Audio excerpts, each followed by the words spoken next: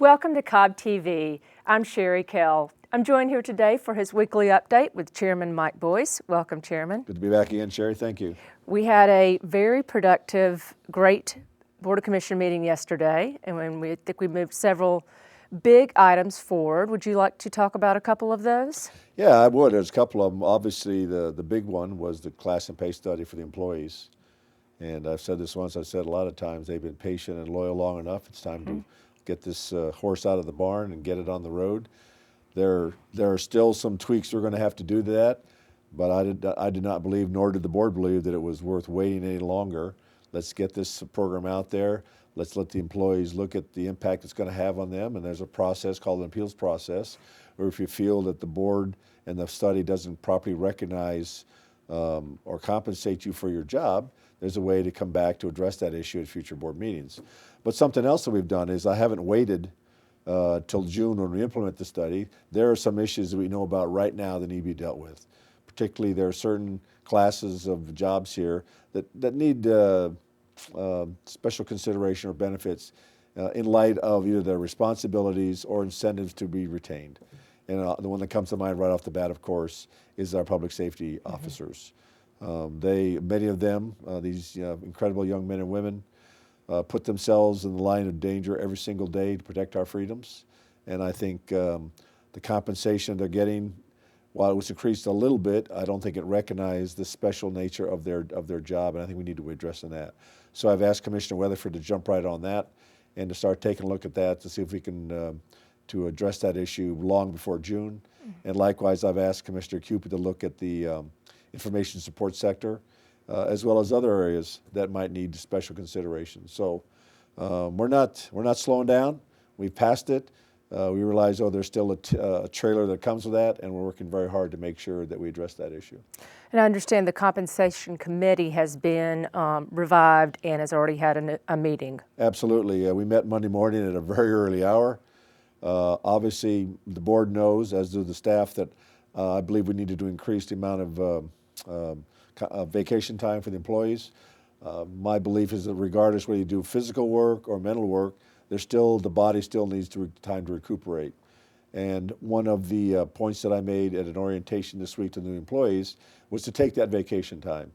I emphasized to them that if you have children, they're only young once. If you have a family, you need to spend time with them. So as important as our job is here in Cobb County, I really believe, based on my personal experiences, that you really should focus on your families and make sure their issues are addressed and you have time for them. And we have to also, part of that, compensate you so you can raise a family here in Cobb County. So they're looking at some other additions, but there's a lot of moving parts going on right now, and I'm really delighted to see that it all come together right now on the benefit of the employees. Great. Well, the other big item we passed that got a lot of press yesterday is the circulator, the Cumberland circulator. Well, the Braves are here. We're under 60 days before opening day, and actually we're under 50 days for some of our major events there. And the circulator is just one more example of how all of us, not just the Braves, but the county and other agencies and private businesses, are working together to address the traffic issues that are going to come with the development of SunTrust Stadium and Battery Park, as well as the increasing development that we're seeing down in this area. So let's be candid here. Traffic is an issue. I mean, the traffic density is the real issue here. We're trying to find a way to minimize that. And this circulator with a core route around Cumberland Mall, and then a north route north of there going up along Interstate North Parkway, and then south down along Cumberland Parkway towards Home Depot, are ways to get people in and out of this area without driving their car. And I would really encourage people to look at using these buses during the day, and not just when the Braves are here, but remember, Battery Park is going to be open 365 days a year practically, with great restaurants and retail stores. So rather than driving down there and getting involved in the mixing bowl, park your car somewhere in a outside line area and take the bus in and be comfortable and enjoy your experience. Or if you work in the area in an office park, one of the many office parks, you can ride the bus at lunch to go have lunch and then come back to your office. Absolutely right. And so again, this is another example of how the county is working. It recognizes the problem, how the county is working to address those issues. Wonderful. I understand the ticket price is very reasonable, $250. Yep, that's right. Right now, and it's part of it's being paid for out of the hotel motel tax. So this is, you know, obviously we're using some county funds to buy the buses, but we're hoping to offset the operating expenses by the hotel motel tax and what you pay at the fare box. Great. Well, would you like to update the viewers on the parks effort? Yes, as you know, the bond was approved last month by the board, and this month we're going to be looking at all the properties. Most of the commissioners, if not all of them, have seen almost all of the properties. I'll be going out on Friday to complete my my last 4 parcels, and then at the end of the month, all the commissioners have a timeline to have inspected these parcels, and then we will vote and select the properties in time for the first meeting in March. Great. Was there anything else you'd like to update before next week? Well, as you know, I always like to bring a prop, and my prop today is the famous zoning analysis book. This is another 350-page tome that has the commissioners just last and say, does this chairman ever do anything that doesn't involve a lot of work?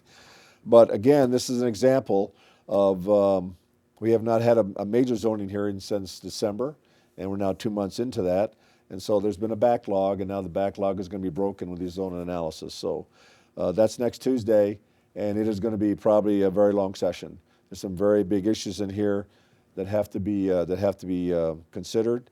I'm going to be bringing a fresh look. As you know, I was elected to office to bring a different point of view to certain ways we do government here, and I certainly think that people are going to see that when it comes to how I express my opinion about zoning, will reflect that. Great. So again, a lot of things going on in your government right now. I encourage people to come to the board meetings. I think if they've been watching Cobb TV, they've seen that the board does listen to the petitioners who come to the board. We respond to them, and we get back to them. So again, it's your government, and I ask people to invest in it by showing up and being part of it. Well, and if they can't come in person, they can watch live on Cobb TV. Yes, they can. Or on demand, on the video on demand on our website. Absolutely right. Well, great. Well, we look forward to seeing you next week. Thank you for being here today. It's always a pleasure, Sherry. Thank you. All right.